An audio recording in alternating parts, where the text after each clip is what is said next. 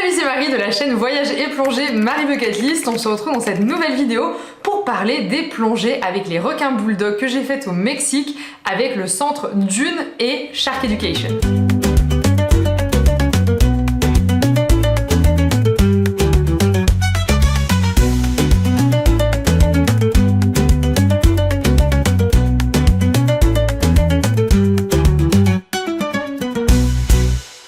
Ça fait plusieurs années que je m'intéresse énormément à la plongée et aux requins, donc quand j'ai fait mon voyage au Mexique, je ne pouvais absolument pas passer à côté des plongées avec les requins bulldogs. Playa del Carmen, c'est un endroit hyper populaire pour faire des plongées avec les requins bulldogs, les bull sharks de leur petit prénom anglophone, parce que c'est un endroit où les femelles, gestantes ou non, viennent migrer entre novembre et février pour se reposer, pour manger et ensuite aller mettre bas dans une autre partie des Caraïbes. Malgré leur réputation de monstres sanguinaires, surtout véhiculés par le cinéma, les requins sont en fait des êtres sensibles et curieux et qui n'attaquent pas sans raison. La plupart du temps, ils vont quand même garder leur distance avec les humains et s'ils s'approchent de toi ou d'un autre plongeur, c'est surtout par curiosité plutôt que par agressivité. Fun fact, le nombre de personnes mordues par des requins en une année est 20 fois moins important que le nombre de personnes mordues par une autre personne à New York. Je te laisse avec cette information. Évidemment, on n'est jamais à l'abri d'un accident parce qu'on parle quand même de super prédateurs et d'animaux sauvages, mais quand même, la plupart des cas où il y a eu des accidents, c'était une erreur humaine. Donc c'est hyper important de bien choisir les guides avec qui tu vas plonger et j'ai quelques petites recos.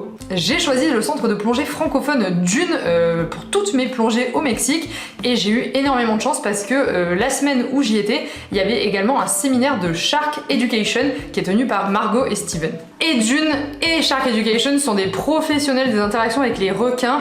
Ils ont des protocoles stricts pour justement minimiser les risques et pour les humains et pour les requins, donc je ne peux que les recommander. L'équipe de Dune est trop sympa, trop cool, trop pro. On avait des briefs hyper complets avant chaque plongée et encore plus quand c'était des plongées avec les requins bulldogs évidemment, donc c'était assez rassurant. Pour les plongées avec les requins bulldogs, chaque centre de plongée a en fait un créneau horaire sur la journée. Et Dune, du coup, c'était en fin de journée qu'on avait un créneau de 1 heure où justement on pouvait aller plonger et on savait qu'il allait pas avoir forcément d'autres palanquets, donc on se mélangeait pas, on savait qu'on avait une full heure pour descendre, faire notre plongée et remonter, donc ça c'était vraiment trop cool que ce soit organisé comme ça. Chaque plongée avec les bull sharks coûte 120 $ à ce jour, donc n'attrapez pas ma veste si vous regardez cette vidéo et que le prix a changé. Le rendez-vous se fait au club, il y a le briefing et puis après on prend le pick-up pour aller jusqu'à la plage, donc c'est vraiment 2 minutes de route. On s'équipe sur le bateau qui nous attend à la plage et ensuite il y a 5 minutes de navigation environ pour arriver au Bull Shark Point. Si t'as pas de matériel de plongée, tu peux le louer pour 20 $ pour cette plongée, ou si t'as pas de matériel pour faire des photos et des vidéos, tu peux prévenir en amont Dune pour qu'ils mettent en place un photographe, voilà. Donc ça c'est à faire en avance. La plongée se fait à 27 mètres de profondeur, donc il faudra que tu aies un niveau advanced ou niveau 2 français ou équivalent pour vivre cette expérience. Donc soit tu prévois en avance de passer tes niveaux, soit tu peux passer tes niveaux directement sur place avant de faire cette plongée là et comme ça tu pourras aller plonger avec les bulldogs. Bon, une fois sur l'eau, comment ça se passe? Déjà, au niveau de ton matériel, tu vas devoir être bien lesté parce que c'est une plongée statique. En gros, tu vas descendre de ta corde, tu vas arriver sur le fond sableux, à 27 mètres donc, et tu auras d'autres cordes sur lesquelles tu pourras t'accrocher avec tes collègues et observer. Donc, il faut bien que tu sois lesté pour rester au fond de l'eau. Très honnêtement, alors là, c'est mon expérience personnelle, c'était assez impressionnant comme plongée. Enfin, moi, j'étais hyper stressée et pas que j'avais peur, mais ouais, je pense que c'était un peu de l'excitation et du stress, mais genre énormément. Et du coup, ça a provoqué un petit peu ce sentiment de panique que j'ai pas forcément, enfin que j'ai quasiment jamais en plongée. Donc c'était un peu nouveau pour moi et j'ai réussi, on va dire, à gérer ça en faisant des exercices de respiration, de me concentrer en gros quand j'étais sur le bateau. Et je pense que j'étais aussi, enfin j'avais beaucoup d'appréhension au niveau de mes oreilles parce que évidemment quand je stresse et que je sais qu'il faut que j'aille vite et que je descende plus vite, etc.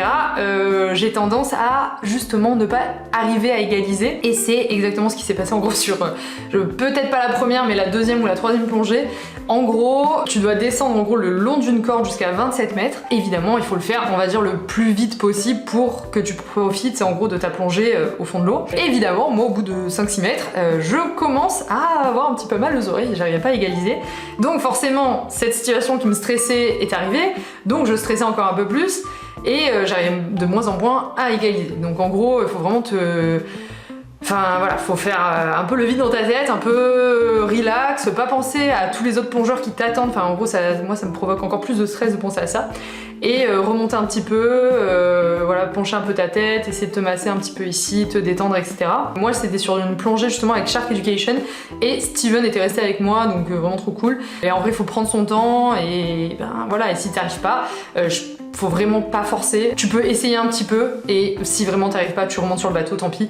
Vaut mieux gâcher ta plongée plutôt que de t'exploser les tympans et de gâcher toutes tes autres plongées et éventuellement ton vol retour. Donc voilà, faut vraiment faire attention et au pire tu pourras la refaire le lendemain ou un autre jour. Donc pas de stress et si t'es stressé, voilà, essaie de te détendre et de te dire que de toute façon c'est pas grave et que voilà, vaut mieux s'arrêter que de prendre trop de risques quoi. Une fois en bas, on arrive donc à 27 mètres, sol sableux, il y a plusieurs cordes, donc dans un sorte de petit périmètre en gros qui délimite la zone où il y a les bull sharks, et on va tous essayer de rester le plus groupé possible, justement pour faire en gros une sorte de grosse masse pour pas faire peur mais être plus impressionnant aux yeux des requins. Et en gros là il y a toute l'observation qui va commencer, il y a les requins qui vont passer devant, derrière, sur les côtés, au-dessus, enfin c'est hyper impressionnant.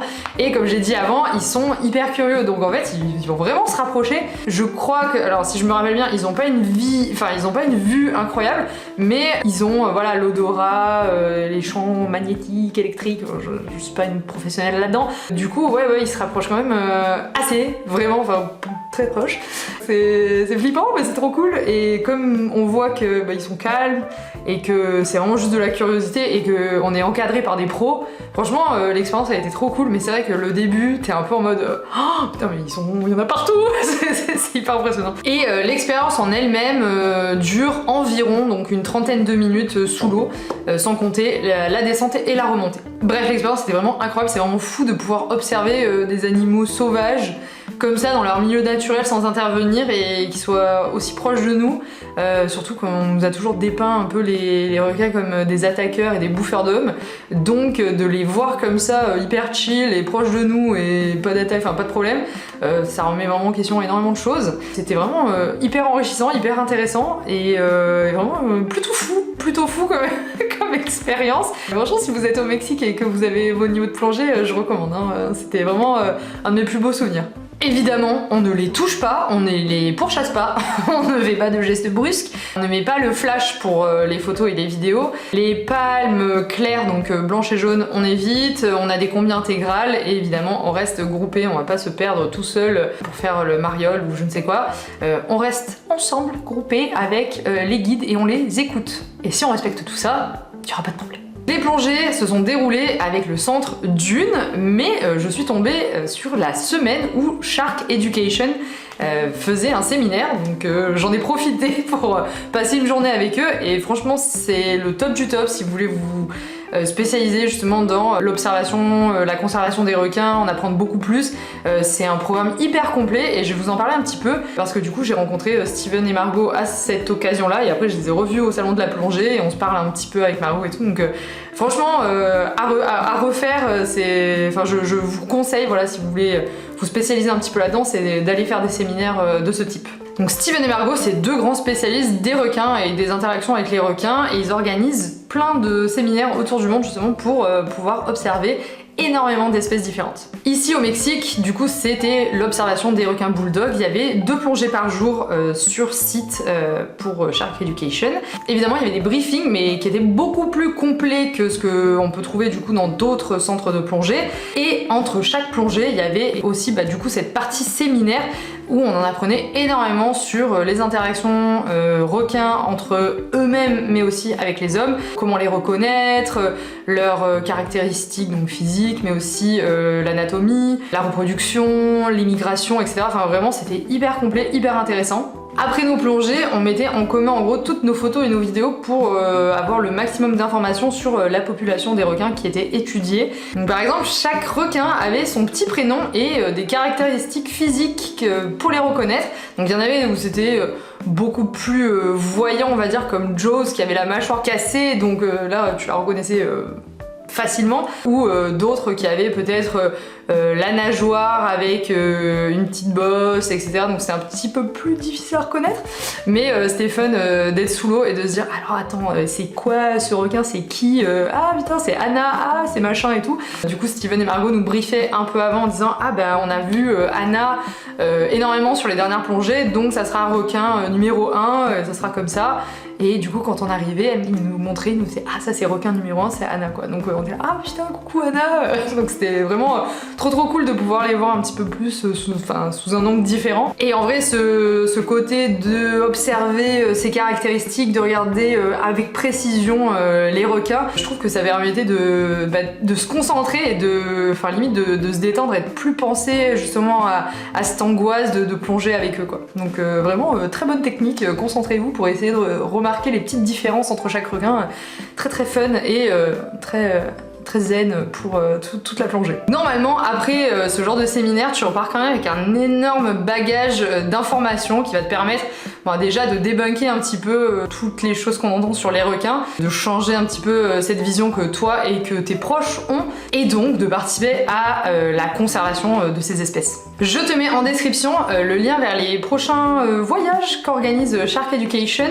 Le prochain pour le Mexique avec les bull sharks avec Dune, ce sera du 30 novembre au 9 décembre 2025. Franchement c'est un format trop cool si tu cherches à aller plus loin dans justement tes connaissances sur les requins, donc franchement fonce. Et il y a plein d'autres destinations, il y a les Galapagos, la Polynésie, les Açores pour être un petit peu plus proche, je crois qu'il y a l'Égypte aussi, vraiment partout, Mozambique aussi, enfin voilà. Et il y a un petit peu aussi le côté exploration du pays, il n'y a pas que de la plongée, il y a aussi des jours pour explorer du coup le pays où tu seras. Pour finir cette vidéo, je vais te donner quelques recommandations pour ton séjour à Playa del Carmen.